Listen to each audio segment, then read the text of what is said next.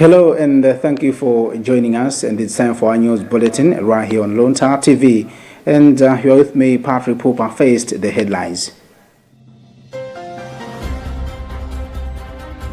Pope Leo XIV encourages bishops to proclaim Christ with conviction and simplicity. President Chakwera praises Lilongwe residents for voter registration enthusiasm, seeks re-election. Education analyst calls on MANEB to put up measures to protect students' results. And in international news, ongoing conflict and humanitarian crisis in eastern Congo continue to escalate despite efforts for dialogue.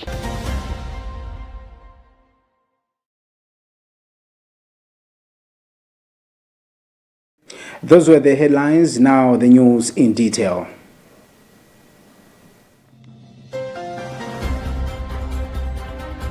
Pope Leo XIV encourages bishops to proclaim Christ with conviction and simplicity.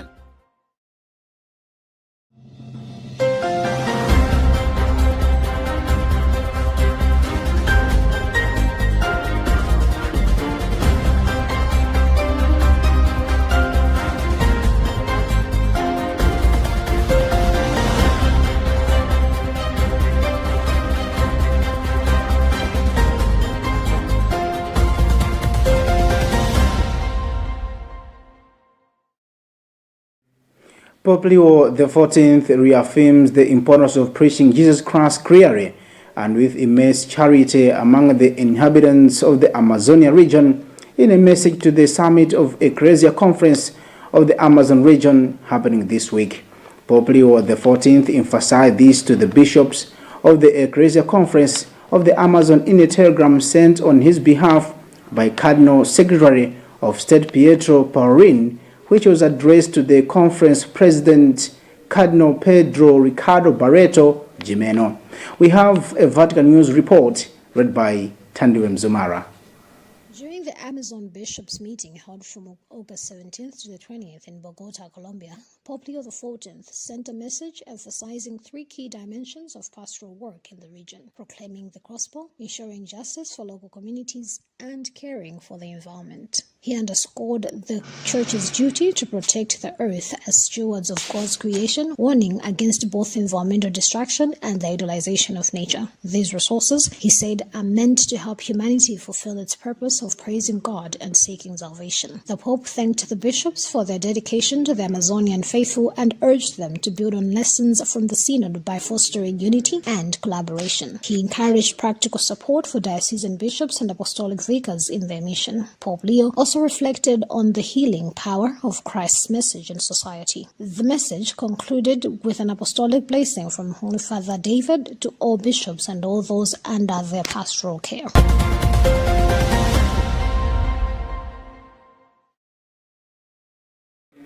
The National Youth Council of Malawi has reaffirmed its commitment to economically empowering young people by supporting their innovative ideas.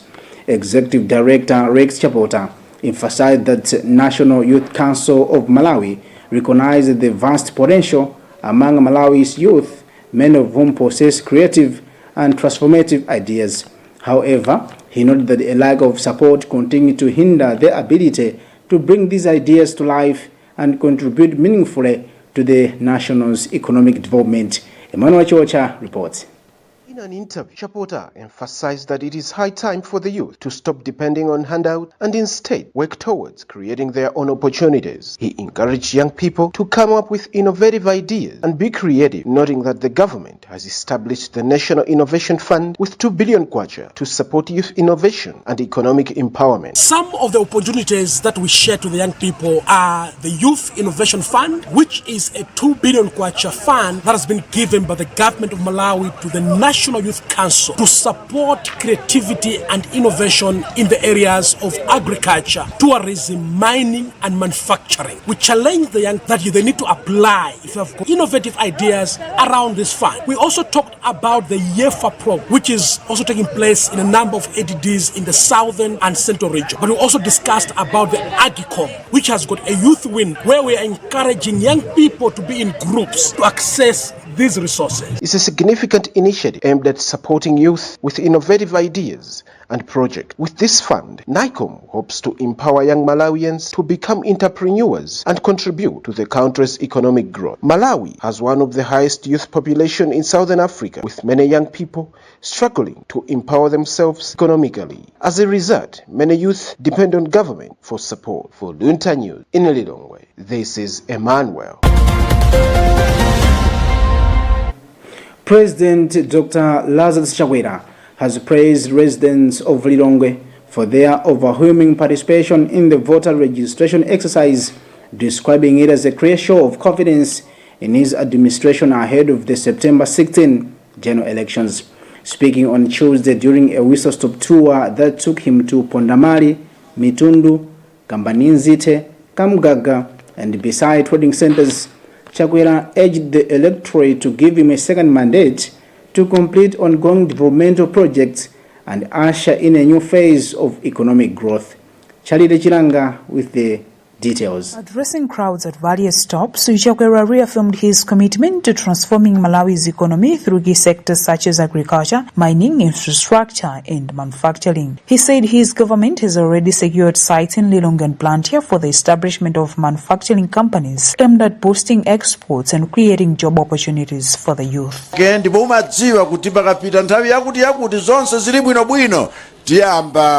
Kukolola chifukwa chimenechi ndifuna ndikutsimikizireni Amalawi nonse, ndikutsimikizireni abale anga kuno ku Mitundu kuti dachita ngati tapyala mtengo wa zipatso ndipo takhala tikuthirira ngakhale pa nthawi yovuta, koma tsopano nthawi yakwana yakuti tonse tidye zipatso za mtengo umenewu. Ndiye tisalole mwadaladala kuti wina adule mtengowo pa 16 September tisanalambe kudya zipatso zake. Tamvana? The president also reiterated his pledge to turn the National Economic Empowerment Fund NEF into a fully fledged national development bank to improve access to capital, especially for women and youth. Highlighting key achievements in his first term, Chakwera pointed to fairer farm gate prices, road construction, classroom blocks, and improved access to health services. He emphasized the need for another term to consolidate these gains. At Mitundu, Msinja, and Kambanizite, the president challenged the residents to embrace irrigation farming to ensure food security and restore the region's reputation as the country's food basket. The whistle-stop rallies were also attended by senior Malawi Congress Party officials, including MCB Secretary General Richard Chimwendo and Regional Chairperson Zebron Chilondola, who called on people to vote for Chakwera.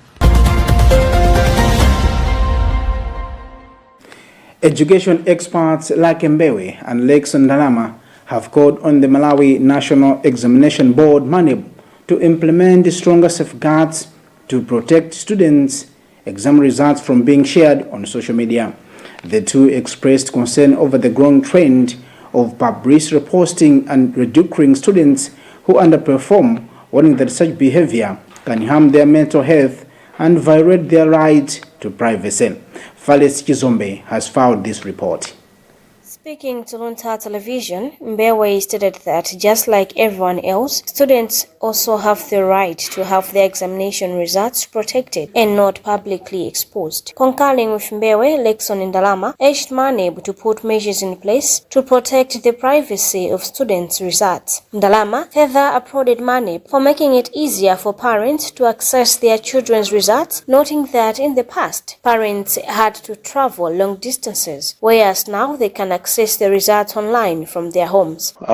In the first place, I would want to applaud MANEB that they simplified the access to examination results for our parents and guardians. That is a very big positive move, and we should commend them for that. But the issue of each and every Jim and Jack going into the system, releasing results and publicizing them, even the results of those who haven't been given their consent, is wrong. And we should expect that as we develop into technology, and we should find ways of making sure that such information is accessed in a responsible manner, and the learners' privacy is respected, so that we don't break hearts of the learners. On Monday, MANEP released the results of both the Junior Certificate of Education (JCE) and the Primary School Living Certificate of Education (PSLCE) examinations. For Luntha News, Fales Chizombe.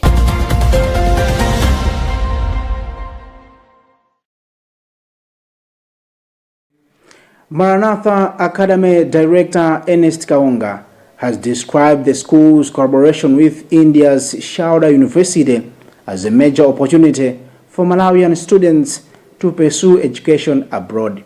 Addressing an open school fair in Lilongwe, Kaonga explained that this year's intake welcomes not only Maranatha students but also learners from other secondary schools across the country. He highlighted that the partnership aims to provide students with access to top-tier universities, offering both practical and theoretical learning experiences. Bridget Manoga, Compado Report, read by Charlie Chiranga. Maranatha Academy has entered into a groundbreaking partnership with the Sharda University, creating new opportunities for Malawian students to study abroad. Director Ernest Kaonga said outstanding students will benefit from scholarships covering 20%, 50%, and even 100% of tuition fees. Now this program we are expecting as much as we can, but already about 200 students now are in Sharda from Malawi with this arrangement already. So we're saying this year if we can send 200, or next year we send 300, we'll keep on sending. And the Sharda has given us scholarship to say 50% of their fees is what is going to be charged to the Malawians. So this is our golden chance. Let's take this chance. We shouldn't lose this chance, because Maranatha is very serious. We want to change the lives of Malawians. Sharda University Country Manager Rahul Pa welcomed the collaboration, saying the institution, renowned for academic excellence, will offer Malawian students programs in medicine, engineering, business, IT, and social sciences. Now onwards, Sharda and Maranatha will be work as a partner. So we don't want to be seen as Sharda as a different brand, Maranatha as a different brand. We are the same brand, and that brings us the trust of the students. Because if any parent is sending their kids to abroad, the main issue is the security. So Maranatha is someone who's a well-known brand here. So we have come to this, like all of the applications must go through Maranatha. And the reason is very simple. Maranatha can travel to India anytime and check the state of the student. The safety, security, education. We were lacking on that one because we have found so many universities who are offering something here which is a bit cheaper. But when the students are going back to India or any other country, they're struggling a lot. So how are parents going to trust us? So when Maranatha came to partnership with us, that was their vision. We need more scholarship.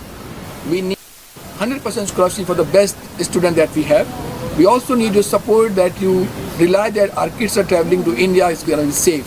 So Maranatha puts us in a very good position to that we need certain things before even we go to partnership with them. And that's how it's built up our partnership, and this is why we are doing this. Kaonga added that the deal will ease financial pressure on parents and help position Malawian students to compete on the global stage, bringing back valuable skills to support the country's development. Remember, you are watching News Bulletin right here on Luntha TV, and you are with me, Patrick Pupa. But before we proceed, top stories once again. Pope Leo XIV encourages bishops to proclaim Christ with conviction and simplicity. President Chakwera praises Lilongwe residents for voter registration enthusiasm, seeks re-election. Education analyst calls on MANEP to put up measures to protect students' results. And in international news, ongoing conflict and humanitarian crisis in eastern Congo continue to escalate despite efforts for dialogue.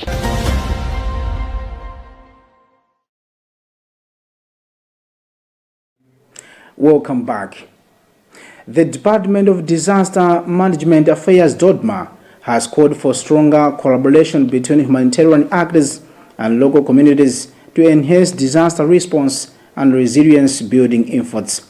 In a statement signed by DODMA spokesperson Chipitilo Kamula, the department said the commemoration of this year's World Humanitarian Day presents an opportunity for stakeholders to reflect on effective strategies for coordination and sustained humanitarian assistance in the face of increasing disaster events. Charlie Chiranga with more details. As one way of preparing for the rainy season, Baraka District Council through Department of Disaster Risk Management organized a refresher training for journalists in order to equip them with knowledge on the disaster risk management sector. Miran said the coordination of the department and the journalists is very key. Kamula emphasized the importance of empowering communities to take part in disaster risk management, noting that the growing frequency of disasters requires a united, inclusive approach to humanitarian work. He said Kamula emphasized the importance of empowering communities to take part in disaster risk management, noting that the growing frequency of disasters requires a united, inclusive approach to humanitarian work. He said effective coordination at both national and local levels is key to ensuring that no one is left behind during crisis response and recovery efforts. So this year's commemorations are being held under the theme Strengthening Global Solidarity and Empowering Local Communities. And this theme emphasizes the importance of collaboration between humanitarian organizations and local communities to ensure that there is some partnership with the full of respect to the core principles of humanitarian work, which include humanity, impartiality, neutrality, and of course, independence. World Humanitarian Day is observed globally on August 19th each year. It was designated by the United Nations General Assembly in memory of 22 aid workers, including the UN Secretary General's Special Representative to Iraq, Sergio Vieira Dumero, who were killed in the 2003 bombing of the Kano Hotel in Baghdad. This year's commemoration is being held under the theme Strengthening Global Solidarity and Empowering Local Communities, highlighting the need to uphold humanitarian principles including humanity, neutrality, impartiality and independence, while fostering stronger partnerships for a better future.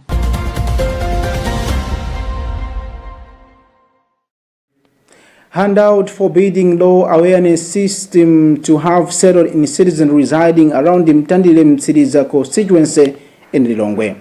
This is according to Anti-Corruption Bureau ACB Senior Public Relations Officer Kanoni Chengezi, who was speaking during a parliamentary aspirants debate for the constituency organized by National Initiative for Civic Education.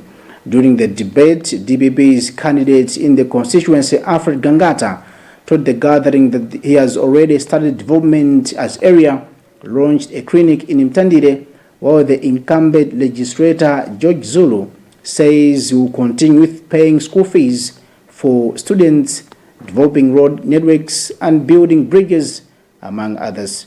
Robert Edward was there and now explains. Now, this is Mtandile City's constituency.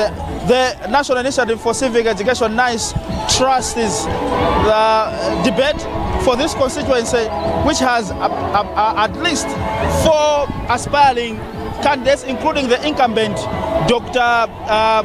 George Zulu, has just finished, and they fielded what they want to do to the people of Unsiriza and Mtandile constituency. Now, there was a little bit of chaos in terms of managing the crowd, but what we can see and confirm is that people were able to interact from different parties, and the aspiring members of parliament themselves, they were able to stand up and trying to calm the multitudes down whenever they are trying to disturb with their noise. According to the Anti-Corruption Bureau Public Relations Officer, the message about handouts has indeed entered into people's ears, and there is progress. Now Malawi is poised to go to an election on 16th September 2025, and they will choose the ward councillor, a member of parliament, and of course the president. We spoke to the incumbent member of parliament and other aspiring members of parliament, including the ACB public relations officer. This is what they said. I don't have much to campaign. I've already campaigned. I've been with people. There's no time where, but if you ask any child here, or 3-4 child, they'll tell you Azura. Because I've been with the people, I don't learn away from the people. I've done development work, which I promised. So my campaign is just to sensitize people about the projects we have done and also the upcoming projects. But I don't have any pressure. Oh yeah, probably we are looking at the voters. We are putting a message across the voters that they should make sure that corruption should not be part and parcel of these elections. And you could actually see the impact, because when I was speaking on handouts, people could actually shout. So that means the awareness is taking place, the impact is there, but it remains now on the part of the shadow MPs, the aspirants, to make sure that they desist from this practice. Currently, the Nice Trust is continuing to conduct debates in different constituencies to give people a chance to listen to what the aspiring MPs are going to do to them once elected into power. For Luntha, this is Robert Edward. Malawi has ushered in a new era in its correction system with the operationalization of the new Prison Act, which is being described as a progressive human rights-based shift from the old punitive model of prison administration. Malawi Prison Service spokesperson Steve Mege said the new law brings Malawi's prison operations in line with international standards and the country's constitution, while introducing reforms that focus on decongestion, rehabilitation, and empowerment of inmates.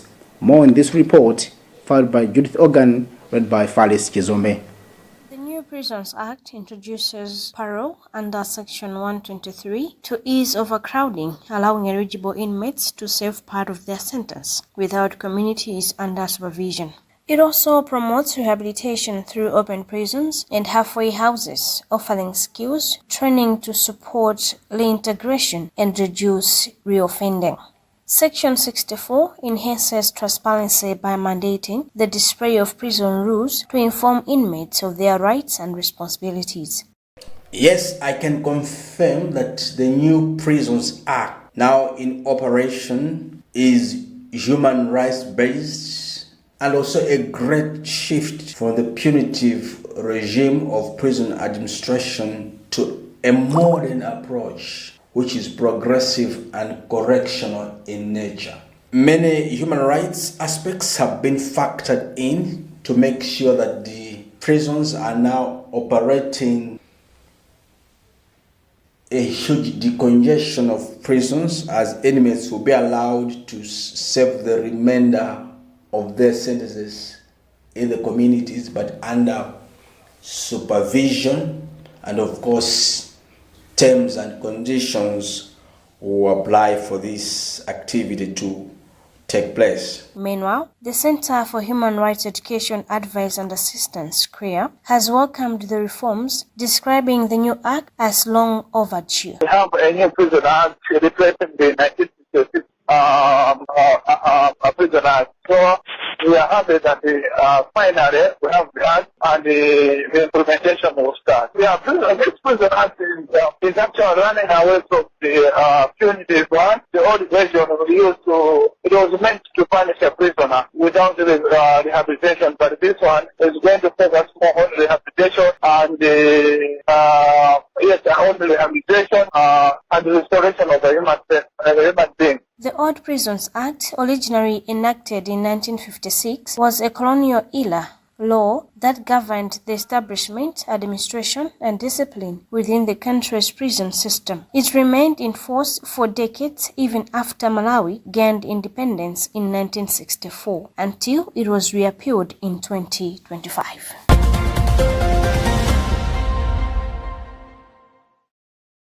The Department of Disaster Risk Management has called on journalists to ensure accurate and responsible reporting on the disaster risk management sector.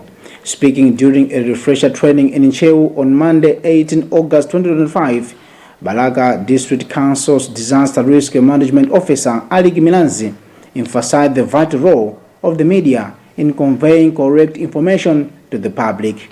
Andrew Nandolo with the details.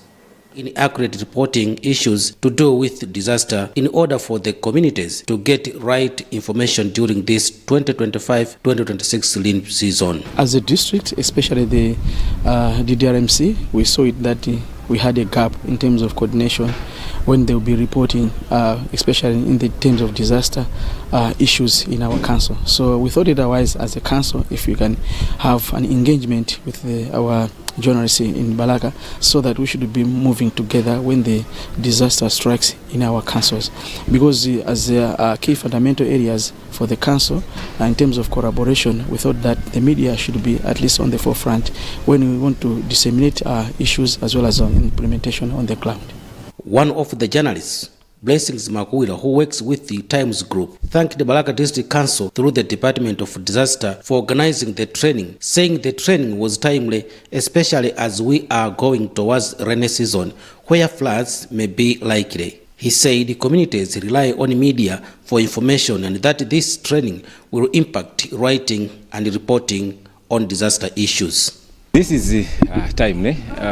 The training that come at the right time as we are going towards rain season. So for us journalists, we have to have these trainings to refresh our capability in terms of writing. Department of Disaster Risk Management in Balaka District has been organizing such trainings for journalists for accurate reporting on the disaster cycle. Reporting from Ncheu, this is Andrew Nandolo.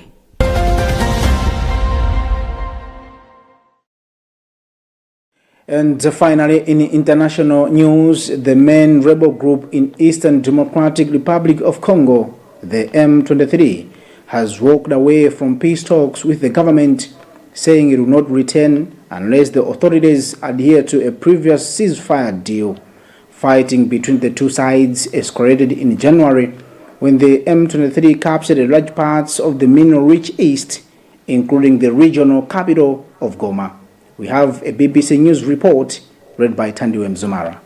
In Qatar last month, the rebels and the government signed a ceasefire agreement intended as a step towards a permanent peace deal. But on Monday, as negotiations were set to resume, the M23 said its representatives were not present in Qatar. M23 spokesperson Lawrence Kanyuka told the BBC's Great Lakes service that the Congolese government does not want peace. He accused the authorities of not respecting the provisions contained in the ceasefire deal, but DR Congo's military denies this charge. Kanyuka alleged that government forces had continued to attack rebel positions despite the agreement stating that both sides must refrain from assaults. However, the Congolese armed forces accused the M23 of launching attacks almost daily in the North Kivu and South Kivu provinces. The Qatar peace deal was supposed to be signed by Monday. On Sunday, an unarmed official from Qatar told the AFP news agency that a draft agreement had been shared with DR Congo and the M23. The agreement runs alongside a peace deal between DR Congo and Rwanda, which was brokered by the US in June. DR Congo, the UN, and numerous Western powers have accused Rwanda of backing the M23. Despite participating in the Washington peace talks, Rwanda has long denied the allegations against it.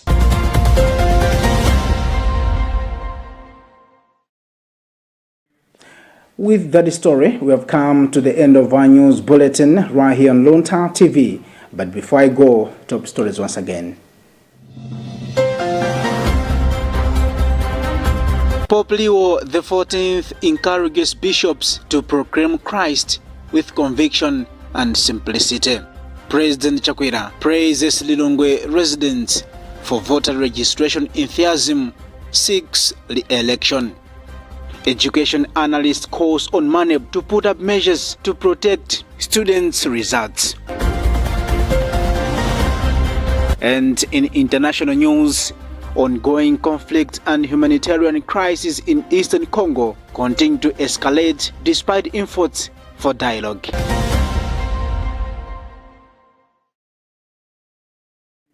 Thanks for watching our news bulletin right here on Luntha TV. This has been Patrick Pupa. I wish you a lovely time. Keep watching Luntha TV and bye for now.